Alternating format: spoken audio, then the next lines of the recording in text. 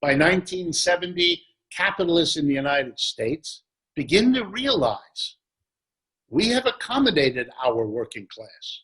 And in the consequences of that, their wages are pretty high. Around the world, everybody else's wages are low by comparison. And that's helping our competitors. British, French, German, Belgian, Japanese, and then later on Chinese and Brazil, they all have lower wages. And they're able to charge less for what they produce. And they're outcompeting us as a result. What are we going to do? And the American capitalists did what capitalists always do in these situations. They have to match the competitor, or even better, beat them at it. Well, how are they going to do that? Two ways. Number one, technology. Innovate, replace high-priced workers with machines. That gets you the computer and the robot and the artificial intelligence. Second part of the same strategy, move production from the United States, where wages are high, to anywhere else in the world where wages are low. China had some of the lowest wages in the world back then, 50 years ago, one of the poorest countries on the planet, welcoming anybody who would bring a job over there. And it worked. And American jobs began to disappear, either through automation or through export of the job. And the American working class was suddenly caught in the vice of capitalism. You know, from 1820 to 1970, American workers rode up the escalator of capitalism, never imagining that what goes up must come down. Capitalism has always done that. The places that were profitable are eventually abandoned for the other places. Detroit was once the center of a profitable American capitalism. It's now a very bad shadow of what it once was. Ditto for Cleveland, ditto for Youngstown, Ohio, ditto for Camden, New Jersey, ditto, ditto, ditto. Whole countries can experience that. That's what's happening to the United States. And so wages stopped rising after 1970. Oh, the money you got went up, but when you looked at the prices, they went up too. So your wage didn't go anywhere. American families that had assumed it would always go up discovered it didn't go up. If they wanted it to go up, if they wanted the American dream, the wife would have to go out to work if she hadn't before. The kids maybe, the elderly maybe. Everybody has to work. The family begins to fall apart. Even that isn't enough, and you have to do something you were taught as a child not to do. When you were little, you were supposed to save money and be thrifty. But as you grow into modern capitalism, the only way you can deliver to your family the American dream you promised them is if you borrow your way to oblivion. So that today American workers see their wages going nowhere, borrow to keep up. Borrow for your home, borrow for your car, borrow for your credit card, and the new one of the last 20 years, borrow to get your child a college education. And it's disappearing for the American worker, isn't it? The culture says the government shouldn't help you. Republicans, but also Democrats, hold back. Even in the pandemic we're living through. Trillions given to corporations by the Federal Reserve, but our leaders have to rub their chins. You can't spend too much to help those unemployed. Not 600 extra bucks a week, just 300. What? What? The majority we save on and the rich minority. During the pandemic of the last 10 months, the richest Americans, 600 or so billionaires, have become much richer still, while 60 million Americans had to file for unemployment compensation for some or all of the last 10 months. I mean, this is a level of inequality that You have to go back to ancient Egypt and pharaohs to get something like this. And the American working class isn't stupid. It sees it all. It understands what it means that Jeffrey Bezos has a 600-foot yacht that is going to be the base for the moon rocket he is paying for to go and see what the moon looks like, while you are wondering about your job. The American people understand that they have been had, that what was promised to them is not being delivered. What they promised to their children will not be available to those children. It isn't now.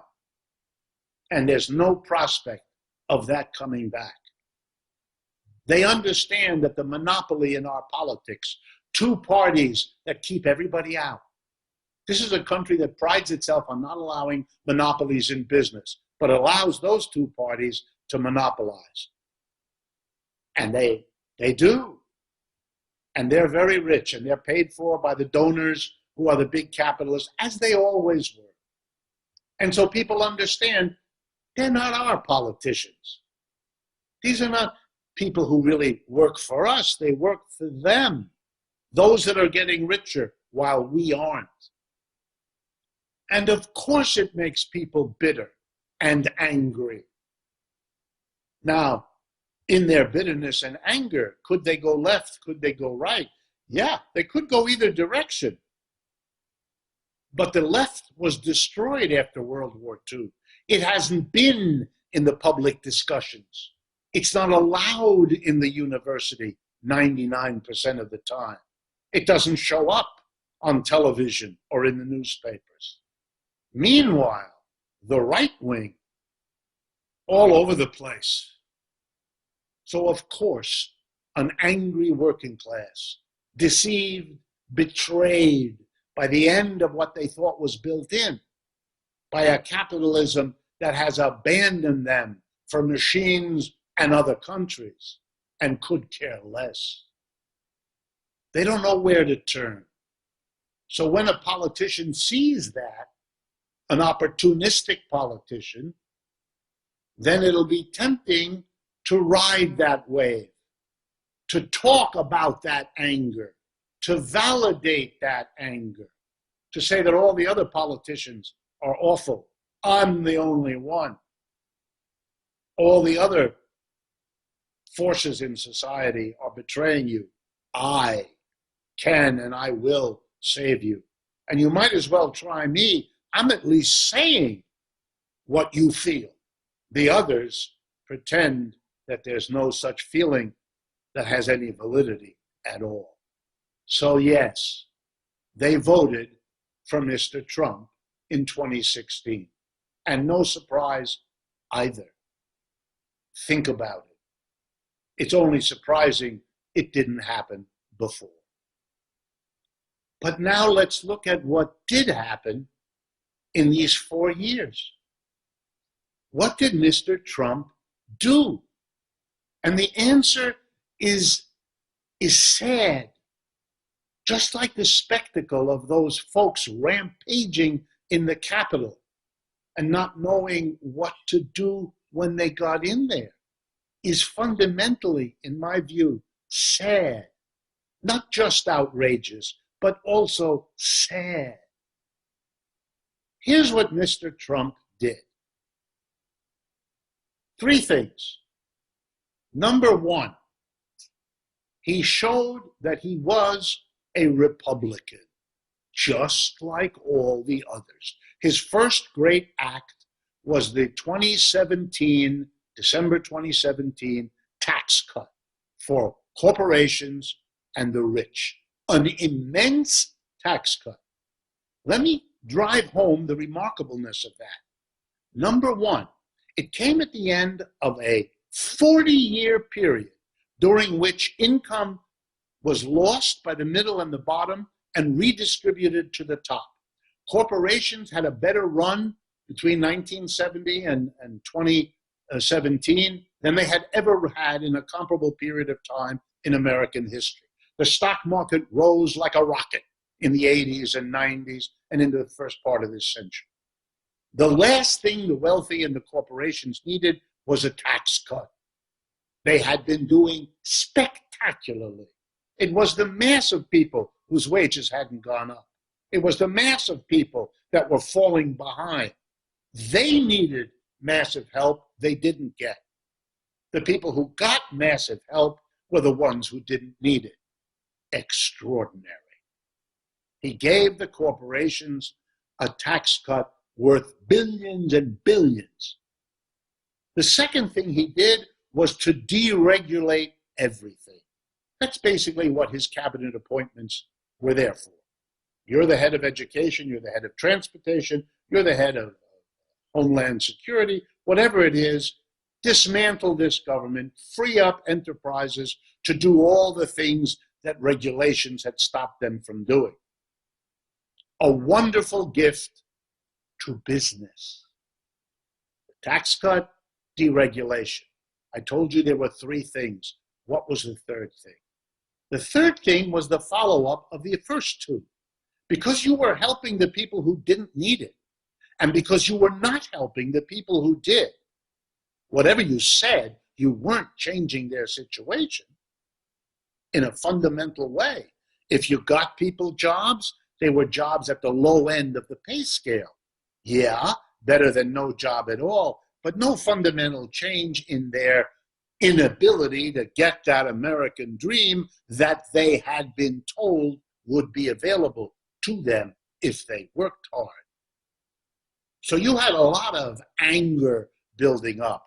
And the third thing Mr. Trump did was to manage that anger. How'd you do that?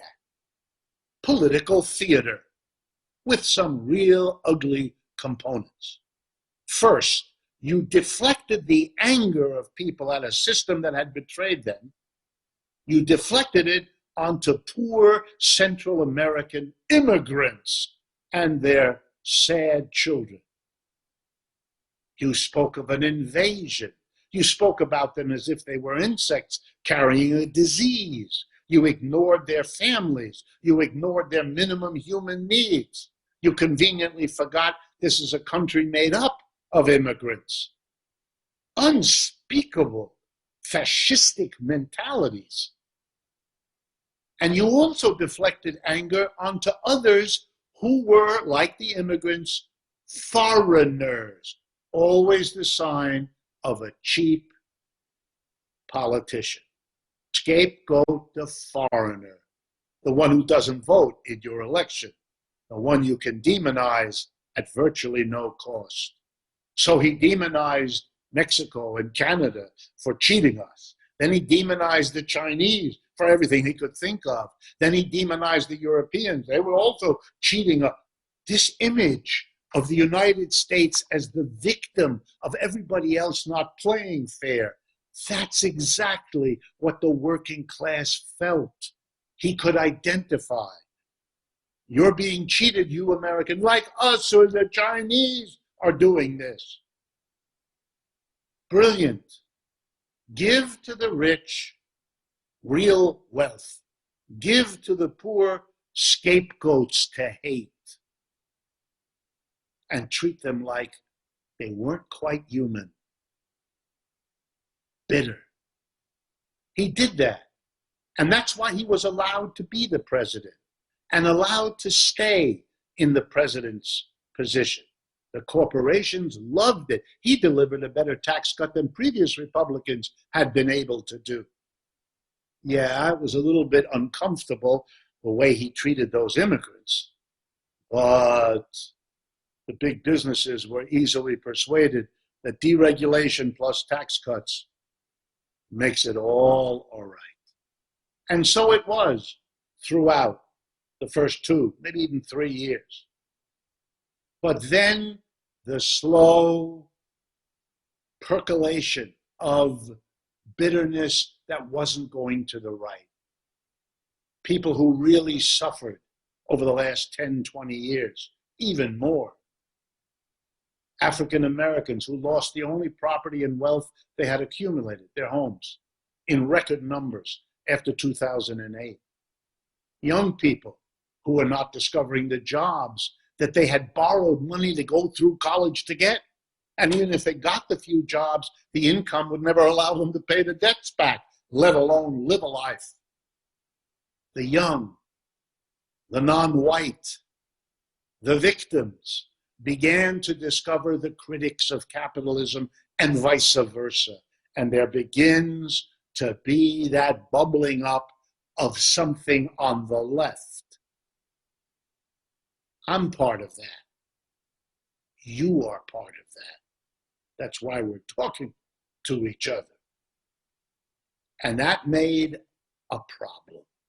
It was the beginning of a demonstration that Mr. Trump's behavior, good with the tax cut, good with the deregulation, good with the deflecting mass anger and bitterness away from capitalism, away from big business, and onto other scapegoats, this might now produce a blowback, a problem, a contradiction.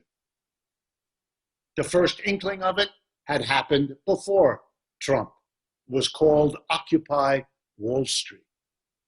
The second sign of it was this remarkable event that Mr. Trump noticed in 2016, that there was a Bernie Sanders, and that when you said socialism, he didn't run away. He didn't deny. Yeah, I'm a socialist. Big deal.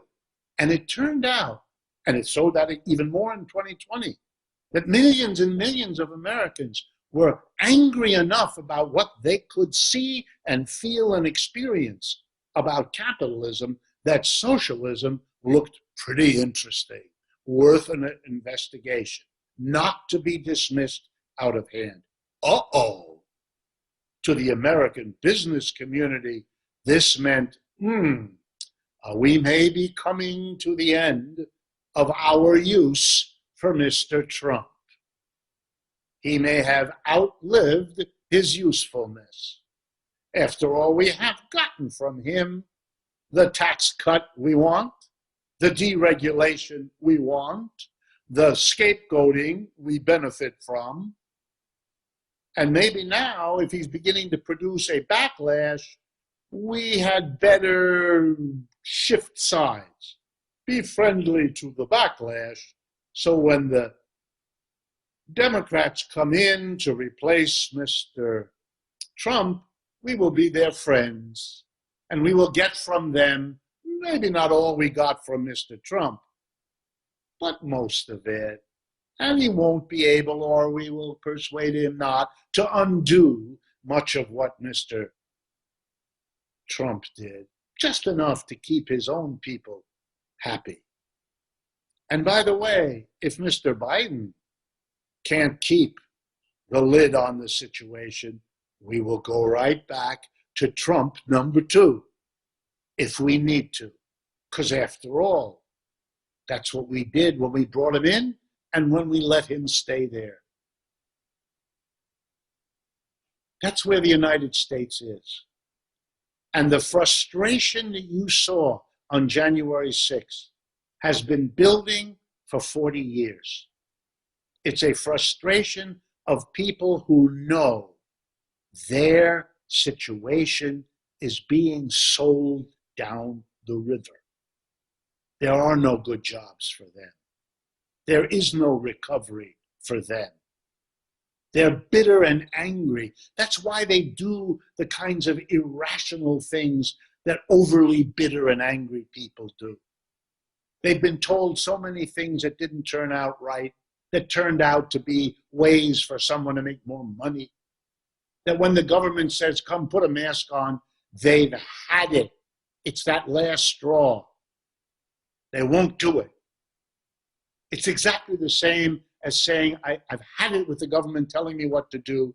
When I drive my car through an intersection, I'm not going to be told when I can drive with a green light and when I can't with a red light.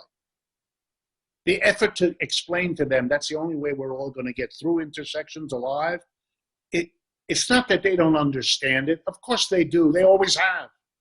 But they are at a boiling point. Not wearing a mask is craziness. Climbing up the Capitol's wall, that's craziness too. But it would be a terrible mistake to give it some abstract theoretical explanation without understanding its roots in genuine, real, lived experience. That's what makes those people think and act the way they do. And if that isn't changed, they will continue, and their neighbors will, and their children will. Here's the real punchline, the conclusion to draw from everything I've tried to say. The Biden administration coming in has got to make fundamental structural changes in the United States. Otherwise, what has been going on for 40 years will continue to go on. How do I know? Because of what's happened. We have become a more unequal society every year for 40 years. Uninterrupted. Republicans, Democrats, made no difference. Oh, the pace was faster now, slower then. But the pace is no longer the issue. It's the reality of where we are. You can't have another little policy over here, an adjustment of the taxes. We're beyond that. I can tell you in advance, too little, too late. No matter what you do, you have to change the basis of this society. Why? Because if you don't, if we take seriously what the Biden administration tells us, both in its words and in the names and the natures of the people it has appointed to the highest offices, they are people who want to, in their words, go back to the pre-Trump normal. The pre-Trump normal is how we got to Trump. And if you go back to that, you are creating the process that will deliver to us the next Trump. Whether his name is Cruz or Hawley or Trump or Pence really doesn't matter.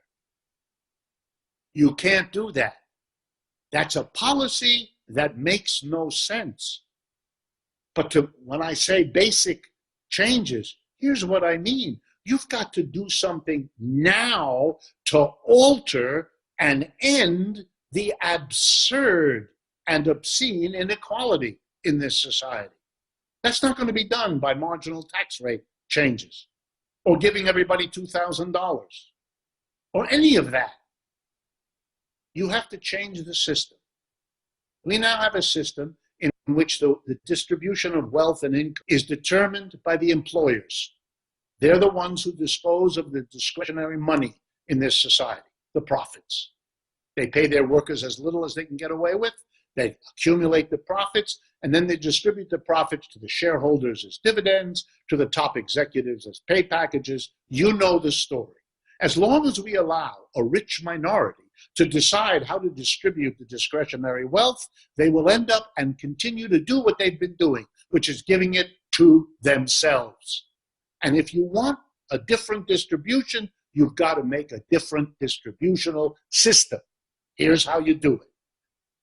You democratize the enterprise. It's a democratic decision how you distribute. Will then the democratic decision of all the workers, one worker, one vote, decide to give a tiny number of people vast amounts of money while everybody else cannot afford to send their kid to college? Will not happen. Never has, will not now. That's a fundamental change. That every worker will understand. That will be tangible right away in the redistribution of the product and of the wealth. That will show that we now have a government that is fundamentally different. Not the same old Republicans and Democrats. And not the opportunist Trump who rides dissension into office, makes it pay for himself, leaves in a burst of vainglorious theater, only to have the society lapse back. That is a disaster. Let me conclude with a historical parallel that may teach the same point. The German working class, about the same time that the American working class experienced wonderful growth after the Civil War in this country and after the unification that produced Germany around the same time in Europe. From roughly 1870s into the First World War in 1914, German economy boomed. Workers' standard of living rose. But then the working class of Germany, which thought it was an ascendant working class, was subject to three terrific blows imposed on the working class by its elite political and economic leaders. First was the declaration of World War I, which the Germans lost. Terrible blow, end of the Kaiser, end of Imperial Germany, unspeakable. 3 years later, they had one of the worst inflations in human history. At the end of 1919, the war now over, one US dollar was worth about 45 German marks. 3 years later, the end of 1922, $1 was worth 7,000 German marks. And a year after that, late in 1923, $1 was worth, ready, 4 trillion German marks. Prices were doubling every hour at your neighborhood store. The savings accumulated by German families from the 1870s to 1920, that were their bedrock, that were their security blanket, that money slowly accumulated over the years was in a matter of months made worthless. 50 years of savings bought you a quarter pound of butter. The blow to the German middle class greater than what World War I's defeat meant. And then, in some ways the worst of all, the 1929 Great Depression hit Germany. 3 blows, a lost war, an inflation, and a Great Depression. It drove the German working class crazy. Half of them became radical socialists and communists. And the other half became another kind of socialist, because the Trump types in Germany knew they had to call whatever they did socialist if working people would give them any attention at all. So they came up with an interesting gambit. They were national socialists to distinguish them from the very old and well-established Socialist Party, which were their enemies, and the Communist Party, which were their enemies. N-A-Z-I are the first 4 letters of the word national in German. That's why they're Nazis. And they went to the capitalists and said, you know, you're a minority. You don't have any mass support. You don't have a mass base. The communists and the socialists are saying, you're the cause of the problem. You declared war. You manufactured the inflation, and you are presiding over the crash of capitalism, your system. They're against you, and they're going to win unless you get a mass base in a hurry. And the only available mass base for you is us, the organized Nazi political party. And in January of 1933, the president of Germany, following their rules and constitution, invited Adolf Hitler to form a government, because the business community had sent him a letter saying, we have to choose between these two, and we choose the National Socialists, not those socialists and communists who are critical of capitalism.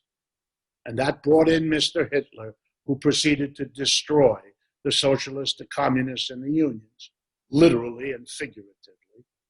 And the rest is history. Back in 1923, Hitler was in a rush. He thought he could accelerate and rush the process. So he and a bunch of young white men, looking an awful lot like those who took over the Capitol on January 6th in D.C. They took over a building in downtown Munich, Bavaria, as the first step in what was planned to be a takeover of the entire German government. Things didn't work out. The police and the military arrived. Hitler was arrested. He was tried. He was found guilty, and he was put in jail. And he spent the next almost a year in jail before he was let out. He learned something. He learned that this kind of a attack on a building full of big noise, and that was not the way to succeed. That was the way to land in jail. You have to organize a political party, a social movement, until you're big enough that they have to deal with you, that they don't dare bother you, arrest you, imprison you, or anything else. In 1923, no one ever heard of him. He was sitting in a jail in Munich. 10 years later, in 1933, he had done the organization. Why? Because the capitalist system of Germany only got worse in the intervening 10 years. Liberals, socialists, and others frittered around the edges. They didn't make basic changes. So Hitler's base, what he had started with, it only got larger. The suffering of the mass of Germans only got deeper. And then the Depression hit. I tell you this story not because Hitler and Trump are the same. They're not. The point is not that they're identical. The point is that there is a lesson. If you don't make the basic changes that are causing these social divisions and crises, they will get worse. If Mr. Biden chooses to continue to be the kind of central Democrat, middle of the road, spokesman for the corporations that have been the dominating force in his home state of Delaware his entire life, then he will be recreating the conditions, presiding over the deepening of the conditions that produced both Mr. Trump and those disastrous events at the Capitol. Only the next time, those folks who cheered that on will very likely have learned better ways to go about the same tasks aimed at the same objective. The United States is at a crossroads, at a tipping point. But unfortunately, most of the people, even those shocked by the events of January 6th, practice denial more than they practice confronting what the issues are, what the history has been that brought us to this point. A last comment. Much of the commentary in the United States about the events at the Capitol in Washington on January 6th speak in terms of how that was a threat to American democracy. You hear it all the time. Well, that's an example of what I mean by denial. What in the world does American democracy mean? We have two political parties that operate a total monopoly. No other party can function under the rules imposed by that monopoly. What democracy are you talking about? In the workplaces of America, the factories, the offices, the stores, what is the system that governs the workplace? The place where humans in America spend most of their adult lives. 5 out of 7 days, the best hours of those 5 days are at the workplace. Workplaces are not only not democratically organized, they are the antithesis of democracy. In your workplace, your boss, the employer, tells you what to do, tells you how to do it, tells you where to do it, tells you what the raw materials are, tells you what machines you will use, and at the end of the day, you leave behind what you've used your brains and muscles to produce because it belongs instantaneously to the employer, not to you. If you don't like this, the employer can fire you, take your job, take your income, plunge you and your family, your community into whatever difficulty that means. What power have you got over the employer? Nothing. The employer is not accountable to you. You don't vote for him or her. It's no democracy. If you believed in democracy, you would have installed it in the workplace long ago. Instead, democracy has been excluded from the workplace. You have elections, but to them, to the two-party system in which the parties becomes more difficult over time to discern. And on the basic questions, there are no differences. That's why they all vote for the defense budget, as I pointed out earlier. This is not a democracy. It hasn't been. That's a task. That's a project. And it would be a good response to the attack that we had on January 6th.